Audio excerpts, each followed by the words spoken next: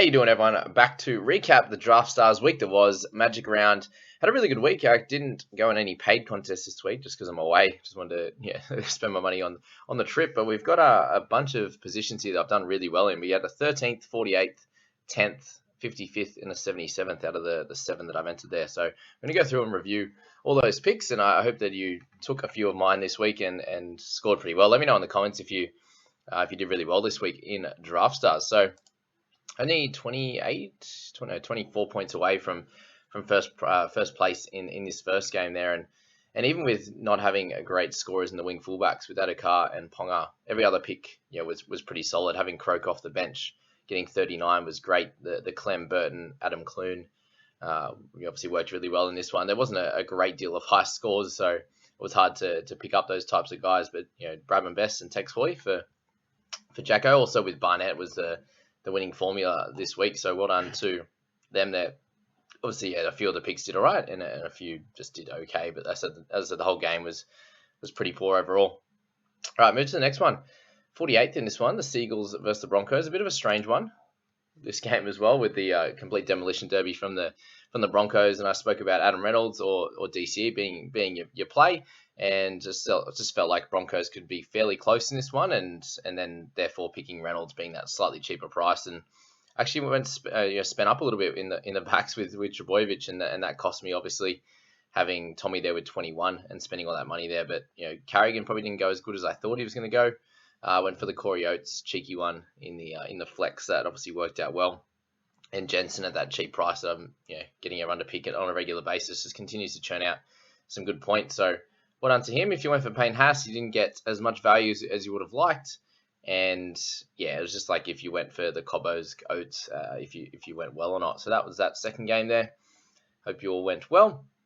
All right, next one, a bit of fun with the Titans and the Dragons coming 10th in this one. So a bunch of good picks as well. I actually went for the sneaky Jaden Campbell on the comeback in a game that was going to be probably a little bit more attacking base in terms of two defenses that aren't incredibly great. But Campbell came back with a bang. I spoke about Sammy being a super consistent scorer around that mid-30s to 40 odd, and he provided that. Ben Hunt, thankfully, with the comeback game after a few average ones, was 72 as well.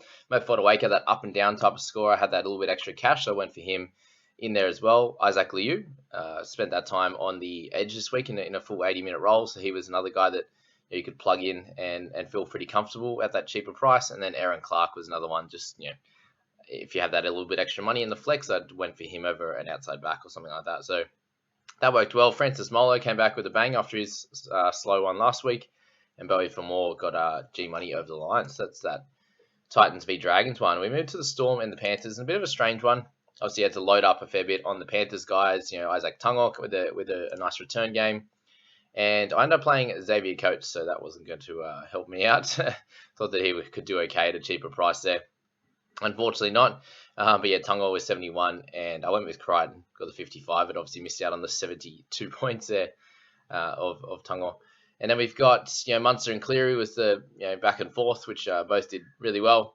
You'll take that for sure. King was solid with his 40. Isaiah Yeo a bit lower than we would have hoped, and Spencer Lane, you just going for his one-off, his on again, off again scores, and Brandon Smith with very low minutes in this one, with it not being very close. So not how I expected it to play out as much, but it is what it is. Sometimes we miss those ones. Storm v the Panthers. So Sharks v Raiders now, and obviously not my best game either there for my picks, but Braden Trindle.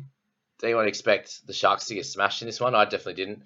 Talakai, Tracy, Trindle, the three guys I wanted to pick up. Finucane with went off pretty early, not getting the big minutes. Frawley was one of the only real good ones that I'd said that you had to pick up at that real cheap price point. He was a must. Went for Nakora there, who didn't go as well either. So plenty of Sharks players in this game, all but one. So wasn't the ideal one. If you went for Frawley, if you went for Corey Harbour-Naira had a good game, and also Papali you got to try. Malatalo was the best on the Sharks outside backs there, and McInnes had a good game as well, so he's going to be interesting over the next few weeks, so we'll keep an eye out on Cammy McInnes. Right, Roosters v the Eels, we've got two more to go here, and it's an interesting one. I've been speaking about Suali'i, who's been playing a lot better the last few weeks, and he comes out with a 50.5 there with a bunch of attacking stats. He did a great job. Tupou being super solid as per normal. Kiri's been playing a lot better as well. And we spoke about Papali'i being close to a must-have, and and he came out and dominated with an 84 again with 2 tries. So he continues to do it. Taukaaho as well with when he gets that start, he's getting those big points, which is great. And Wario Hargraves had a great game also there to go along with Madison and Moses with a 90 and an 82 respectively. So yeah, good games for those 2 guys. With Madison, that 50 minutes off the bench to get 90 was incredible. So yeah, just my 2 picks of Lane and Brown just didn't go as well to go along with all of my other picks that had a good one. So yeah, well done if you ended up with the Moses pick. I definitely didn't expect that big a score, but a decent one at that. All right, and then the Tigers and the Cowboys we finish off with, and another couple of great scores from Talangi and also Kyle Felt. Getting those try assists and tries, that was really special. That flick pass was incredible. And yeah, if you went for guys like Lukey Garner as a sneaky option there, I went for him in the flex. I just thought he had that only had the 9K or whatever it was to pick him up. So that was that option. Offhand Galway, not as good as he has been at all. Taumau was solid. Went for Robson there in the halves. I think that was a good option there. Drinky, Toa, not as good as we would have hoped. And the Nai there was solid at that cheaper price point. Ruben Cotter coming out with a bang again. And Tuolangi played a lot better. So yeah, if you went for Tui, I've been picking every week, and just the 30s haven't been enough for me. And I just decided to go a little bit elsewhere, and he ended up getting a 48. So well done to anyone who picked up those guys.